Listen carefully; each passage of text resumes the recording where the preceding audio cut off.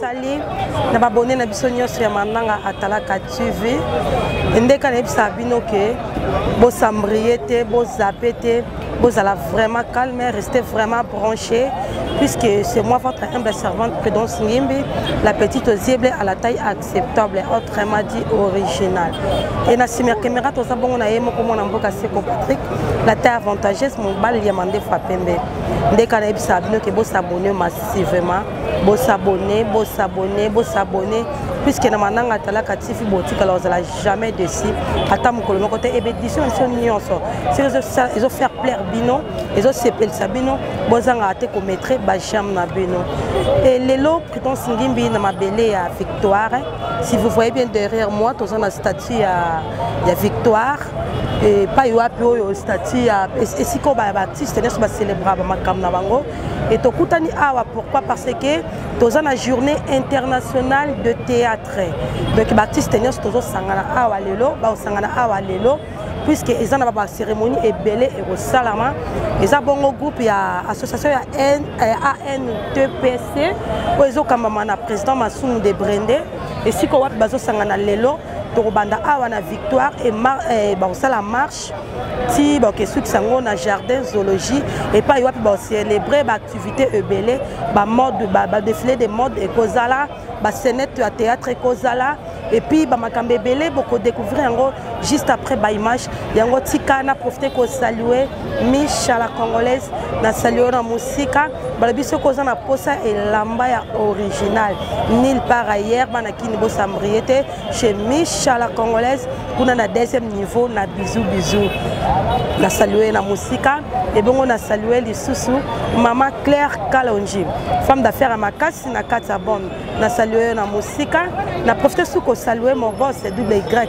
na saluer na musika. Merci beaucoup to lundi juste après ba image. Vous avez une coulisse où nous avons une entrée et une sortie. Une entrée chant et sortie chant. C'est ça le théâtre. Donc qui est différent du cinéma parce que le cinéma c'est la réalité en soi. Dans le cinéma nous ne voyons pas une représentation. Dans le cinéma nous sommes dans l'approche de la réalité. Et ce que nous faisons aussi c'est l'approche du cinéma quand bien même ça ne répond pas à la norme puisque le cinéma en soi c'est la technique. C'est l'aspect audiovisuel qui apporte le cinéma qui est différent du théâtre. Alors c'est ça la différence. C'est ce truc là. La différence c'est Ali puisque dans le cinéma tout le monde a réunion sur mutakoti nanda konae abimi azimutuka akei ndenge ça maka mais dans théâtre et ça na scène siko nyo so to représentant ngo au monango le rôle là tu t'engages à l'acception théâtre de chez nous. Vous allez voir si vous rentrez dans les archives vous verrez qu'il y a la caméra est plantée et vous verrez qu'il y a coulisses et Ali décor, il y avait de sorties avec des entrées. Histoire de ça, ma bonne mais qui télévisée seulement. Mais ce n'est pas ce que nous faisons aujourd'hui. Ce que nous faisons aujourd'hui est loin du théâtre. Je suis content que vous me posiez la question de la différence du théâtre et du cinéma parce que je me situe dans la place dédiée au théâtre sans théâtre. Vraiment. Voilà. Mais ce qui doit comprendre bien, c'est qu'en TPC, en réalité, les choses en arabe festoyer dans une journée à théâtre et dans une journée à cinéma. Ce qu'ils ont habité, mais ce qu'ils ont nous devons aussi célébrer la journée internationale du théâtre, du cinéma. Sinon ça serait une stigmatisation. Parce que ici, un TPC a comme l'impression d'associer les deux disciplines, ça ne marche pas. Le théâtre ne se situe pas dans ce que nous faisons. Il faut aujourd'hui révolutionner ce qui vient aujourd'hui marcher. La marche, c'est quand même un exercice physique qui a trait avec le changement de mentalité parce que nous marchons pour réfléchir sur le sort du théâtre. C'est aussi bien parce que le théâtre a besoin de la santé. Beaucoup de ceux qui font le théâtre, le théâtre va se faire physique. Avec le théâtre, il faut de l'aptitude physique. Moi, souplicité. Souplicité parce que ce que tu vas faire, c'est une déduction d'espace. On te demande de jouer un sous un stade, c'est pas ça moukier. Il faut des exercices physiques que nous manquons. En tout cas, si moi je suis venu aujourd'hui, c'est pour sensibiliser ceux qui viennent dans le souci au théâtre, alors que pour faire le théâtre, il faut apprendre. Le théâtre, c'est un métier qu'on apprend à l'école. Et à l'INA, on apprend le théâtre. On ne peut pas parvenir dans le théâtre. Mais le cinéma, on peut ramasser tout, c'est possible. C'est par rapport au profil. Je peux dire, ah, il ressemble à Wera, na bete blok à Wera, na jouessé et Kenango. Vous comprenez? Parce que le profil, le cinéma, on a besoin que de profils. Voilà pourquoi on peut ramasser quelqu'un à Fazer à comme star à cinéma. Mais le théâtre, on apprend le théâtre. On ne peut pas devenir théâtre. Donc on peut naître artiste, comédien, mais pour devenir un acteur du théâtre, il faut apprendre. Voilà. Mais président, s'il te plaît Kevin, président, on dit les lots à NTPC, le 27 des journées internationales du théâtre. Oui. Mais les lots de mon livre c'est basé beaucoup plus dans la musique. Où est la place du théâtre? Ah voilà cette question. Où est la place du théâtre? Parce que c'est basé beaucoup plus dans la musique. Merci. C'est une interpellation. Oui. Parce que peut-être nous avons failli dans la mission en tant qu'acteur de théâtre. Tant que papa Massou, moi, réunion, il avait fallu quand même tous à la majoritaire. Bon, mais la préparation à la journée, on est très important pour parce que ça va très mal que de voir les gens qui préparent la journée internationale du théâtre, mais ça préparait un spectacle de théâtre avec les artistes, ça va très mal. Bon, peut-être, moi je me condamne aussi. Je me condamne de ne pas être parmi les gens qui étaient quand on faisait les préparatifs. En tout cas, excusez-moi, mais c'est une question très pertinente. Posez-la aussi à Papa Massoumou. Peut-être vous aurez une très bonne réponse. Critiquez maintenant le théâtre, parce qu'on doit quand même situer le théâtre par rapport à l'avancée à monde, à la nouvelle technologie. Ouais, donc c'est un peu ça. Donc, je ne sais pas, ce sont des questions à poser à Papa Massoumou. Mais moi, je suis venu pour marcher, me révolutionner et dire ce que je dis aussi. Président, les lots le 27 mars, journée internationale, merci beaucoup, merci. Journée internationale du théâtre. Alors, tout le monde est baptiste et comédien, mais c'est totalement petit pour qu'il y ait un sou, qu'il y ait un baptiste comédien, baptiste comédien. N'habitez, comme je suis à la légère, je suis à bongo bongo. N'habitez, si vous avez un conseil, vous profitez de ça, vous avez un modèle, puisque n'habitez pas aux Angati. Non, mais moi, je pense que ANTPC doit d'abord élaborer un projet de consultation. Vous comprendre, hein, il y a Mondo Tozali. Parce que on n'a pas encore totalement confiance à NTPC, c'est ça le problème. Okay. Et en gros, c'est un chambardement. Alors que c'est une cause noble qui doit nous assembler nous tous. Tu vois? Alors, c'est vraiment une question à poser à Papa Massoumou. Posez des questions à Papa Massoumou. Moi, je ne saurais pas répondre à sa place, parce que c'est lui notre président. Bonjour. Bonjour, président. Oui, ça va. Président, tu as la victoire, on a pas les artistes pour la journée internationale du théâtre. D'après eux,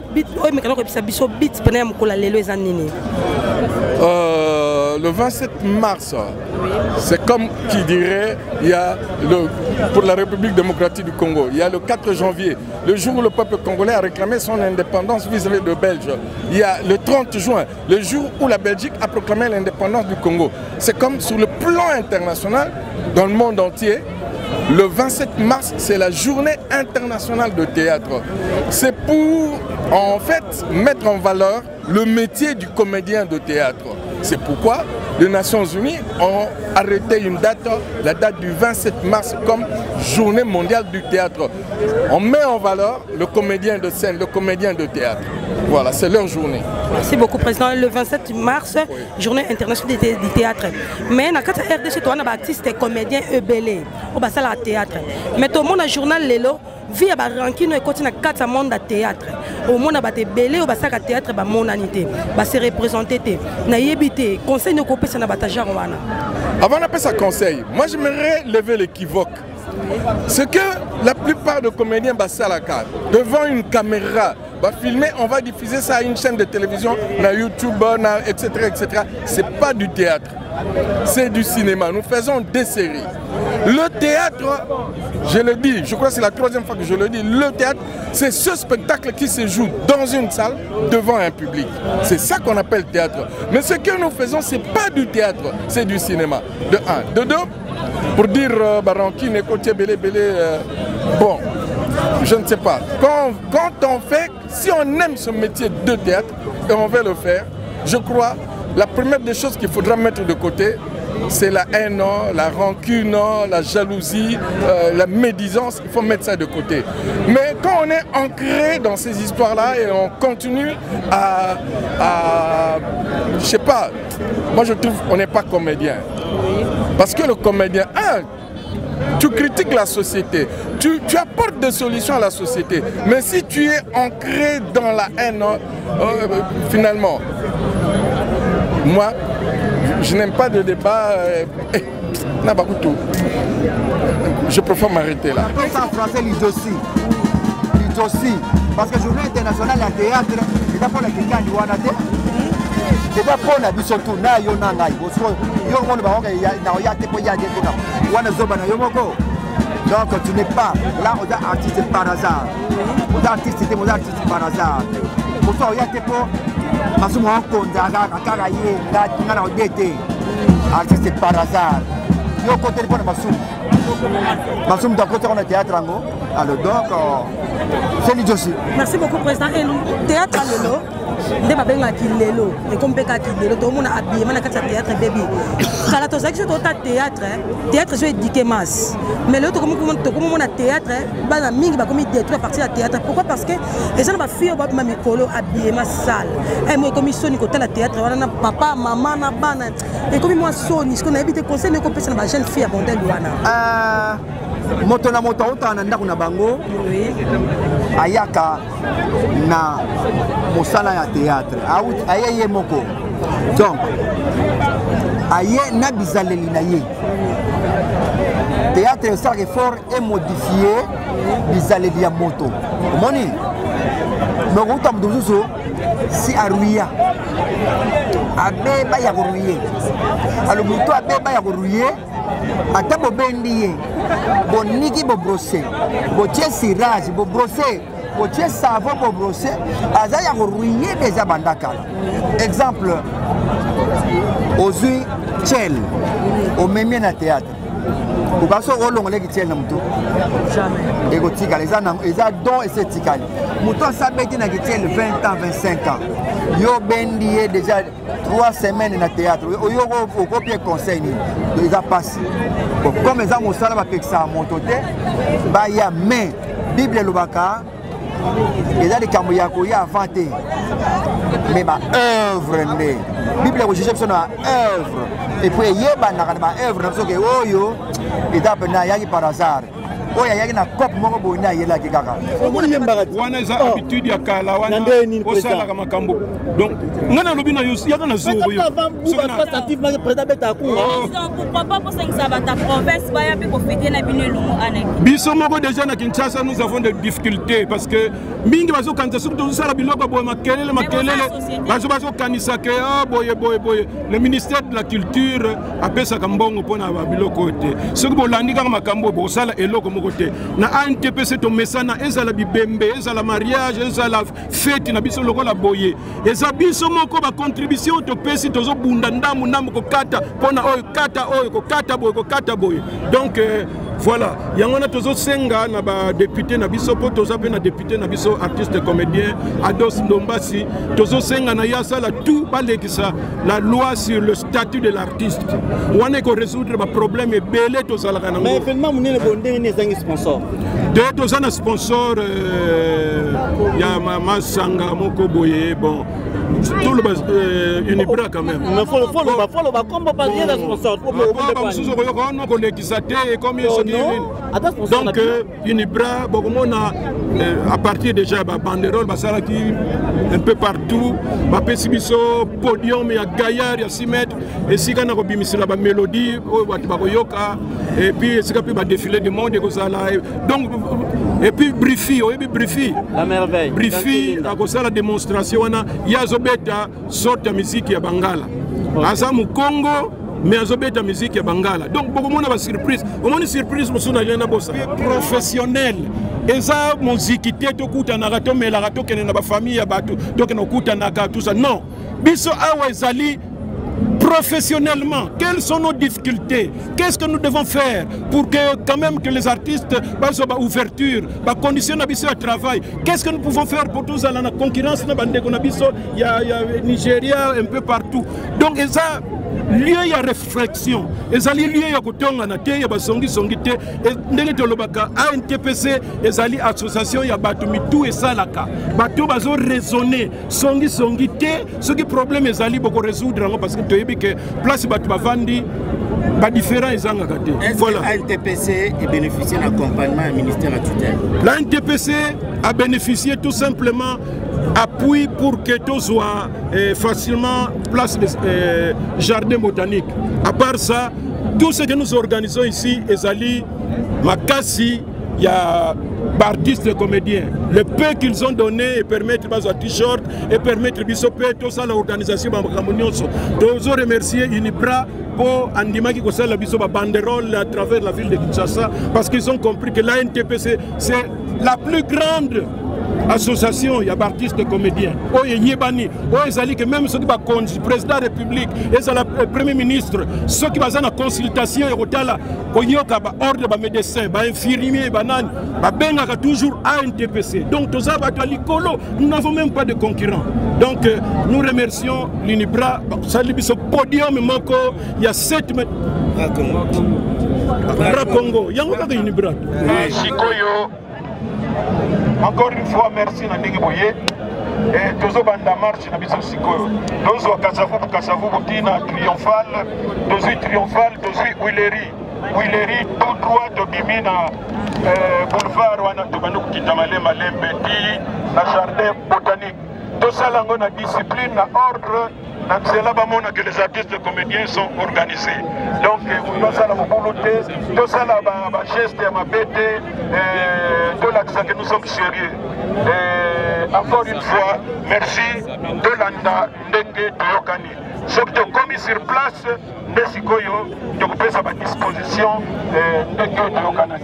Alors, on a un protocole de sécurité, puis je crois.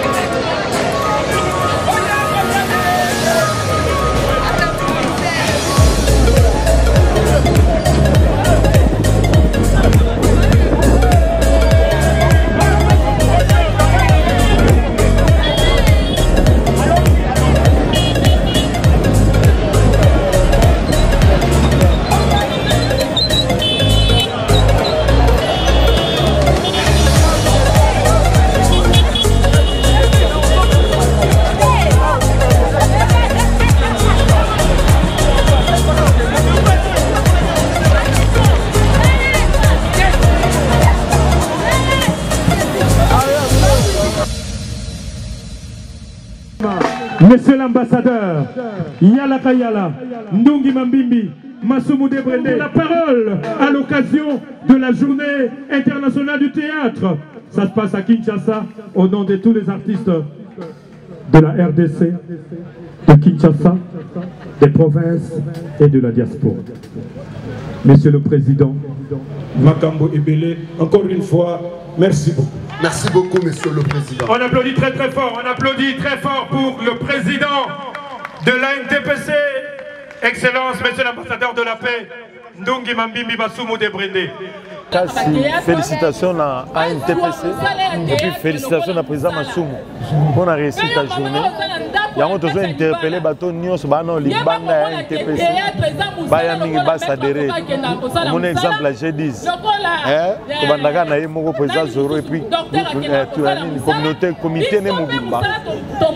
Biché on a gata ANTPC. Nil part ailleurs Tozao. Merci. Merci beaucoup na balandi na bisonyo se mananga talaka TV. Obo juste libaku malamu ya kolanda biso na modition na bisa mokola lelo ndeka to ebisa ki bino ke lelo zaki le 27 mars 2022 journée internationale du théâtre quand ndeto bandaki nango na victoire kuna to zaki na place des artistes et siko wapi to kutana kina tous les artistes comédiens théâtral et to bandaki ko marcher na bango elongo to tamboli na bango jusqu'à ce que to komi awa na place oyo ba installaki makambo nyoso na jardin botanique bolandi bino moko ba spectacle salami théâtre salami bayembi car na compte ANTPC bino moko bolandi En tout cas, l'équipe très bien, très bien, très bien. Notre discours, je ne sais pas président, pour un artiste théâtral. En tout cas, je veux sa félicitation au président Massoumou de Brendé à cause de l'initiative pour l'association NTPC. En tout cas, félicitations à Massoumou de Brendé, na Pesio Basalama trop. En tout cas, l'équipe très bien, très bien, très bien. L'édition de Bissamo Kolalelo et comme on a Souka, il y a un appel Simbote, pas mon boss, Y. Na salué na musique Sikozali, na pesi mbote na ngai et pas Aimé Modiaï. Na pesi mbote na ngai pas Maman Claire Kalonji, femme d'affaires à Makasi na kati allemande, na pesi Basalama trop. Na pesi mbote na ngai et pas Micha la congolaise. Ndeka na mesana ko ebisa bino ke soko lingi elamba ya original nulle part ailleurs bana kinbo sambriete chez Micha la congolaise kuna na deuxième niveau na bisou. En tout cas na pesi mbote na nga na battu sa fondation Mananga Talaka et on a na micro bozaki bongo na votre humble servante Prudence Ngimbe na sima caméra bozalaki bongo na yemo ko mona mboka Seko Patrick la taille avantageuse mobala mandefa pembe et tokuta na d'ici zali koya bye bye ciao.